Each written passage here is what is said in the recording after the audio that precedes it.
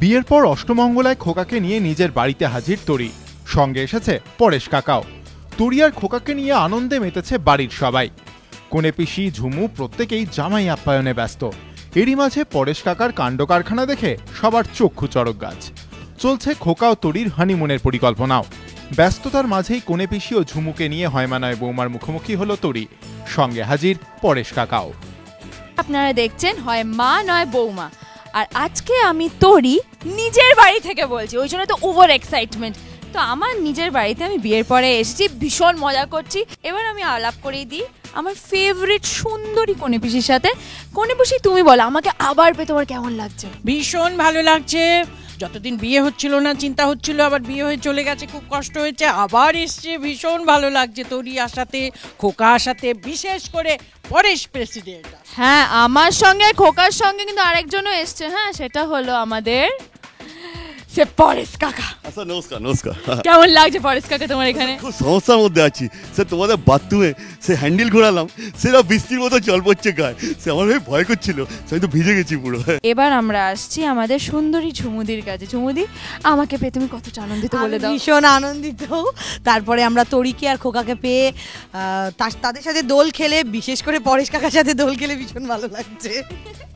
তো আপনারা দেখতে পাচ্ছেন হয় মা নয় বৌমাতে। আর খোকাবাবুর ফ্লোর থেকে এটা আমি বলছি যে এখন আমার বিয়ের পর আমি একটু বেশি ওভার এক্সাইটেড, খোকার থেকে বেশি ওভার এক্সাইটেড আমি। চিত্রনাট্যের বাইরে বেরিয়ে তরি, পরেশ, কোনে পিসি, ঝুমুর অফস্ক্রিন সম্পর্কের ছবিও ধরা পড়ল ক্যামেরায়। হানিমুনে যাবে খোকা আর তরি, দেখবার জন্য প্রস্তুত থাকবে। কি হচ্ছে? কে মারা গেছে? কেউ মারা যায় আচ্ছা, কি? Paresh, you are too much. না, কে মারা গেছে? সে কোথায় যাবো? বলো রে, বলো। ওরা হানিমুনে, মানে মধুচন্দ্রিমা বাংলায় যেটাকে বলে, মানে বিয়ের পর স্বামী মধুচন্দ্রিমা মানে মধুচন্দ্রিমা, হানিমুনের বাংলা মধুচন্দ্রিমা। আচ্ছা, ঘোরাঘুরি করবে তো? আচ্ছা, স্বামী স্ত্রী ঘোরাঘুরি করবে। আমি কোনে পিসিকে একটা প্রশ্ন করতে চাই। এখন যে তুমি খোকাকে পছন্দ করছো, আমাদের বিয়েটাকে সাপোর্ট করছো, তো তোমার এই চেঞ্জটা কিভাবে আর তোমার কতটা ভালো? খুব ভালো প্রশ্ন করেছিস। দেখ, কোনে পিসি ওয়াজ নেভার নেগেটিভ। কোনে পিসি ক্যারেক্টারটা এমন ছিল যে তার ভেতরে যন্ত্রণা, দুটো মেয়ে বিয়ে হয়ে গেছে, একজন স্বামী নেই, একজন স্বামী থেকেও বেকার, এই যে খোকা এই চেঞ্জগুলো কোনে পিসির মধ্যে আনলো। বেসিক্যালি মানুষটা কিন্তু খুব ভালো। আমার সত্যি মনে হয় যে আমাদের খোকাবাবুতে কেউ নেগেটিভ নেই, তাই না? কোনো নেগেটিভ ক্যারেক্টার নেই, সবাই ভীষণ পজিটিভ, সবাই ভীষণ ফান লাভিং, আর রিয়েল লাইফেও সেটা। তো আমরা তো এরকমভাবেই থাকি, বিকজ আমাদের ম্যাক্সিমাম টাইমটা এখানেই কাটাতে হয়। তো আমার মনে হয় আমরা ভীষণ পজিটিভিটি নিয়ে কাজটা করি আর ভীষণ ভালোবেসে কাজটা করি। মিলেমিশে ভাব ভালোবাসা নিয়ে কাজ করা, যে কখনো মনে হয় না কখন বাড়ি যাব। আমি পরেশ কাকার বাইরে বেরিয়ে এসে বলি, কারণ একটু ইচ্ছে করছে যে আমার এই ভালো লাগাটা শেয়ার করতে। আসলে এত বছর ধরে আমি প্রসেনজিৎ চ্যাটার্জি, মিঠুন চক্রবর্তী এদের হাতে প্রচুর মার খেয়ে এসেছি।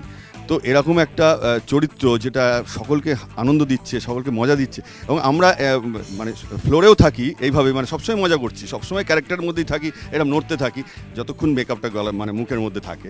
তো আমি খুব এনজয় করছি। আপনারা তো আমাদের সবার কথা শুনে, পরেশ কাকার কথাও শুনে, কুসুমপুতে কলকাতায় সেটা কেমন লাগছে, কিন্তু যে মেন হেড এখানে খোকা বাবু, তার কথা না শুনে কিন্তু আপনারা কোথাও যাবে না যে খোকা বাবুর এখানে এসে কেমন লাগছে, তিনি কতটা অসুবিধা ফেস করছে।